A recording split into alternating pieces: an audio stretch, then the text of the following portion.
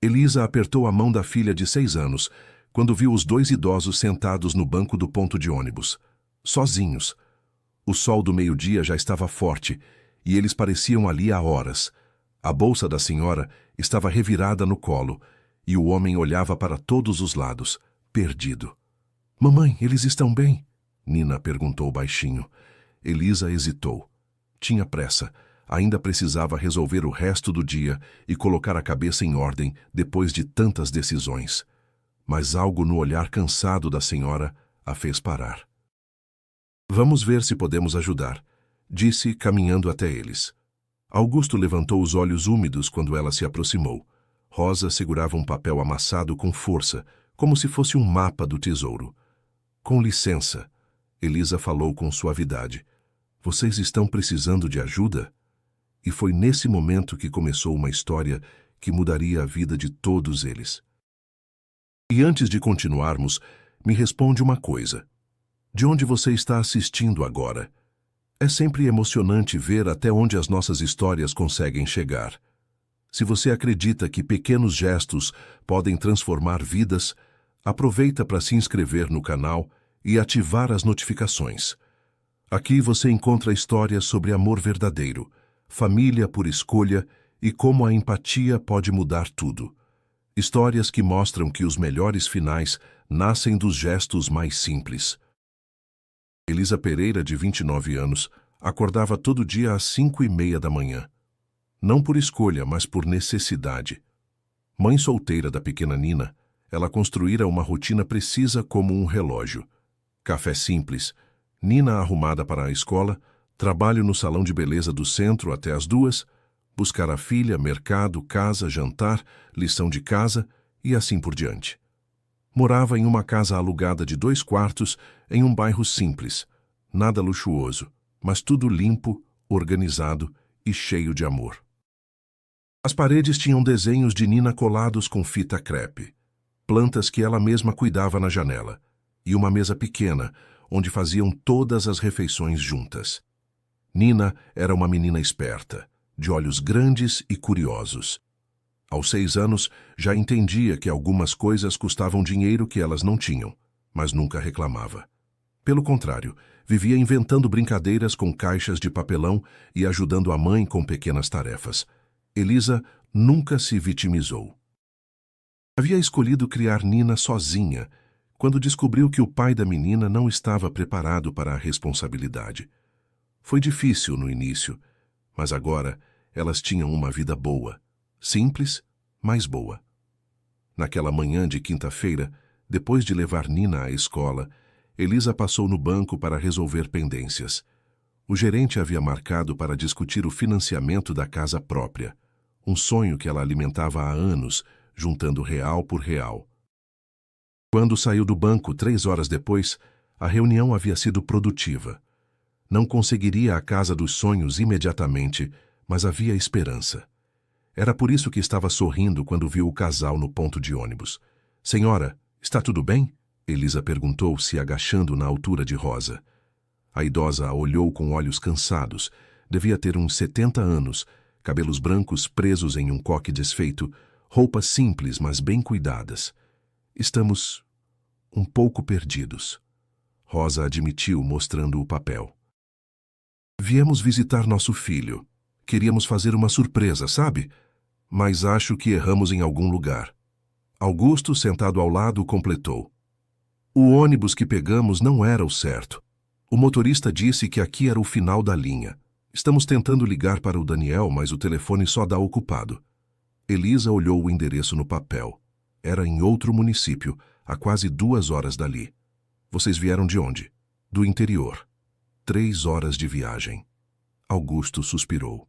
"Queríamos surpreender nosso filho." "Faz tempo que não nos vemos direito." Nina se aproximou devagar e tocou a mão de Rosa. "A senhora está com sede?" Rosa sorriu pela primeira vez. "Um pouquinho, meu amor." Elisa olhou ao redor. O sol estava cada vez mais forte e não havia nada perto, apenas casas residenciais e aquele ponto isolado. "Escutem", ela disse, tomando uma decisão. "Vocês não podem ficar aqui. Que tal virem até a minha casa? A gente liga para o filho de vocês e daí vemos como resolver. Não queremos incomodar, querida, Rosa protestou. Incomodar nada. Nina, o que você acha de levar os avós para casa? Avós? Nina sorriu largamente. Posso chamar vocês de vô e vó? Augusto e Rosa se entreolharam emocionados. Claro que pode, meu amor. Augusto disse com a voz embargada. A casa de Elisa ficava a 15 minutos a pé. Durante o caminho, Nina tagarelou sem parar, contando sobre a escola, os amigos, os desenhos que fazia. Rosa segurava sua mãozinha e ria de cada história. Ela é muito esperta, comentou com Elisa.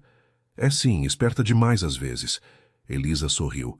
Nina, vai devagar, vô Augusto não consegue andar tão rápido. Quando chegaram em casa, Elisa sentiu um aperto no peito. A casa era humilde, bem diferente do que Rosa e Augusto estavam acostumados a visitar quando iam até a cidade do filho. Mas Rosa e Augusto entraram como se fosse um palácio. Que casa aconchegante! Rosa disse, observando os desenhos de Nina nas paredes. Faz tempo que não vejo um lar de verdade. Vocês não querem água, café? Elisa ofereceu. Um café seria ótimo, Augusto aceitou. Enquanto Elisa preparava o café, ouviu Nina mostrando seus brinquedos para Rosa. A menina havia puxado uma caixa de papelão decorada como uma casa. Essa é a minha casa de bonecas. Minha mãe me ajudou a fazer. Olha, tem quarto, sala, cozinha. Rosa se ajoelhou no chão, fingindo admirar cada detalhe da construção improvisada. Nossa, que projeto incrível! Você é uma arquiteta. O que é arquiteta? Quem faz casas bonitas? Como você fez essa? Nina ficou radiante. Augusto se aproximou de Elisa na cozinha. Sua filha é um amor. É a luz da minha vida. Elisa respondeu, coando o café. E o pai dela? Não faz parte da nossa história. Ela disse simplesmente sem amargura. Estamos bem assim, nós duas. Augusto assentiu, respeitando sua privacidade. Posso ajudar com alguma coisa? Imagina. Vocês são meus convidados. Durante a tarde tentaram ligar para Daniel várias vezes, mas o telefone continuava ocupado ou ia direto para a caixa postal. Ele deve estar trabalhando, Rosa justificou. Nosso filho trabalha muito. Às vezes passa dias sem atender o telefone direito. Então vamos tentar mais tarde. Elisa decidiu. Vocês almoçaram? A resposta foi negativa. Elisa preparou um almoço simples. Arroz, feijão, ovo frito e salada. Nada sofisticado, mas feito com carinho.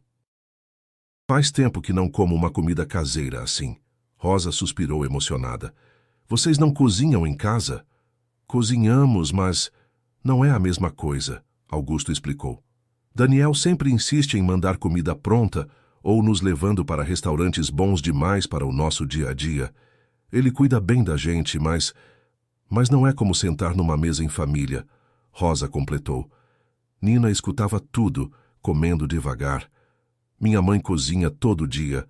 Ela faz o melhor macarrão do mundo. É mesmo? Rosa perguntou. É, e ela deixa eu ajudar a fazer bolo no domingo. Que sortuda! Após o almoço, enquanto Nina cochilava, os 3 adultos conversaram na sala pequena. Rosa e Augusto contaram sobre a vida no interior, sobre como sentiam falta do filho, mas entendiam que ele tinha responsabilidades. Ele construiu uma empresa do zero, Augusto disse com orgulho. Trabalhador, determinado. Só esqueceu um pouco como é importante estar junto da família.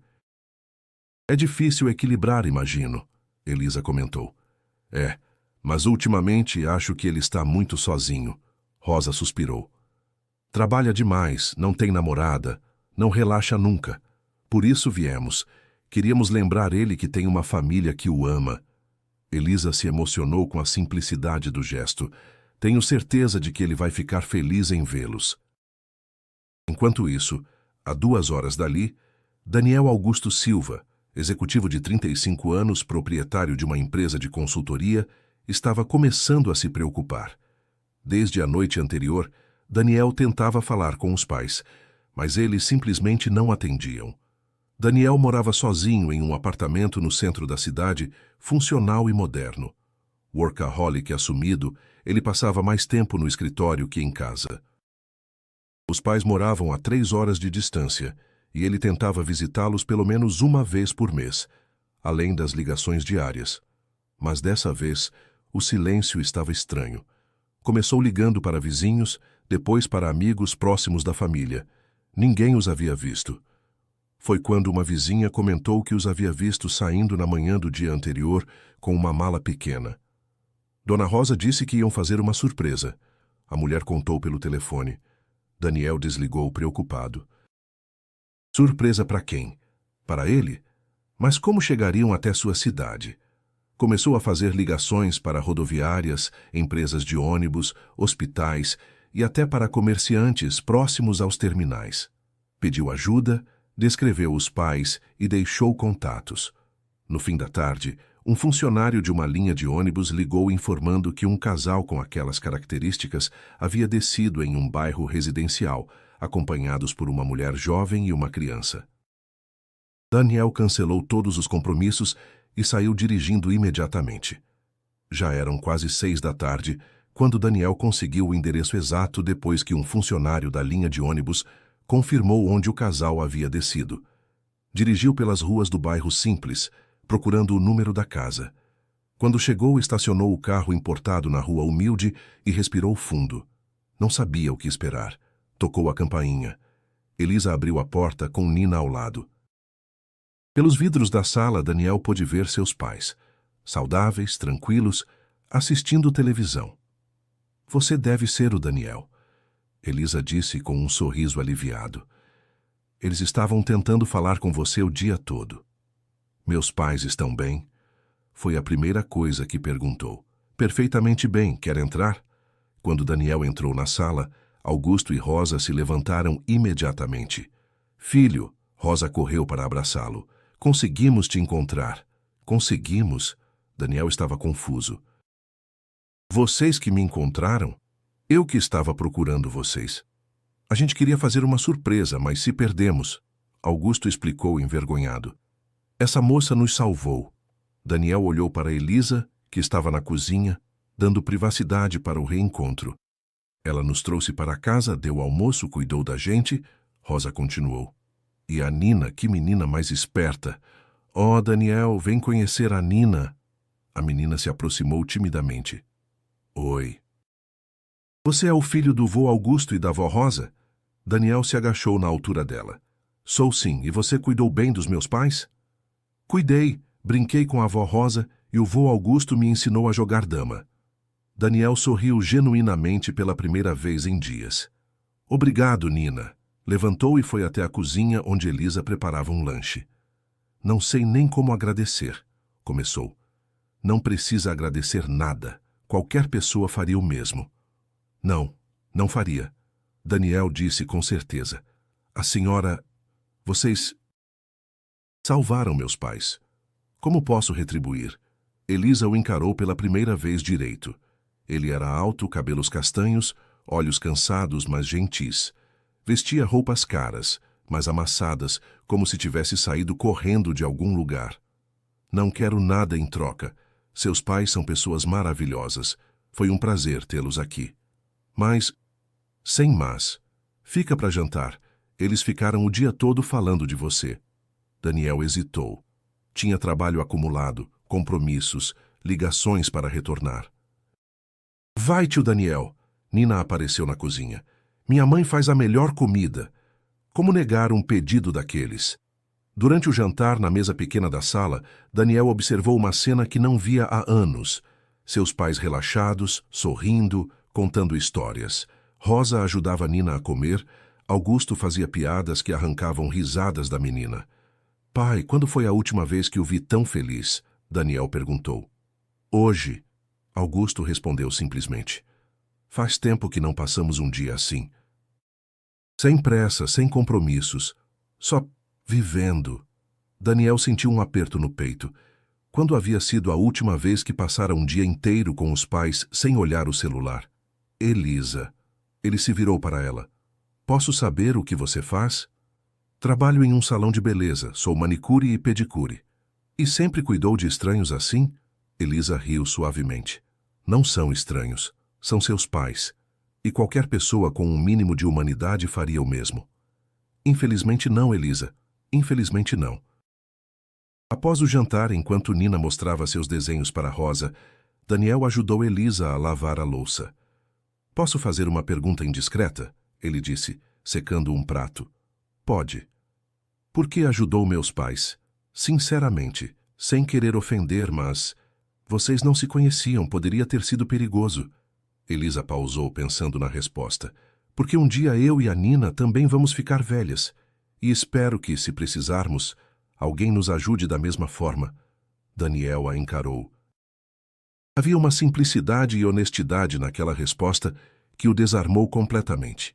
Você tem família, além da Nina? Não. Somos só nós duas. E está bom assim. Seus pais?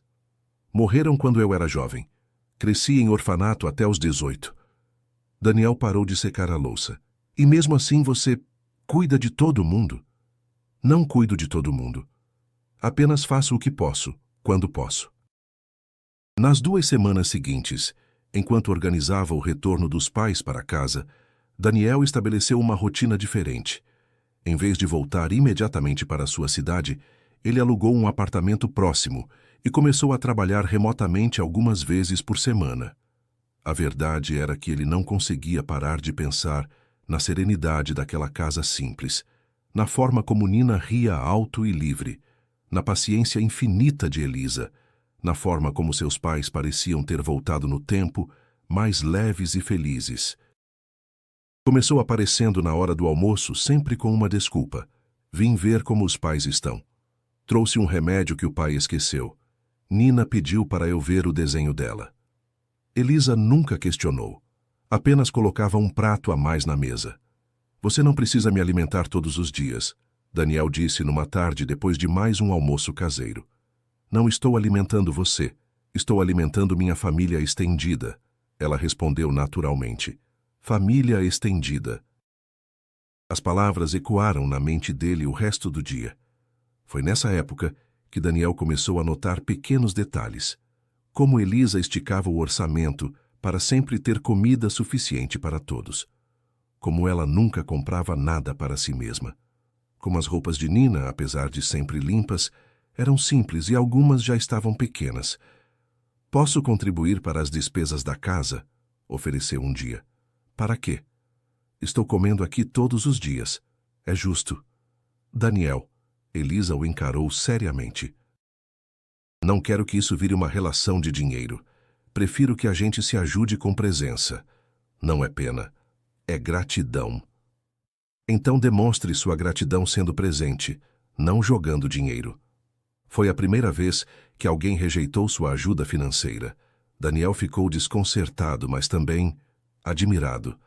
Aos poucos, Daniel começou a participar da rotina da casa. Ajudava Nina com a lição de casa, descobrindo que tinha paciência que nem sabia que existia. Acompanhou Elisa ao mercado uma tarde, carregando as sacolas e observando como ela calculava cada compra. Você é muito organizada, comentou. Necessidade, ela respondeu.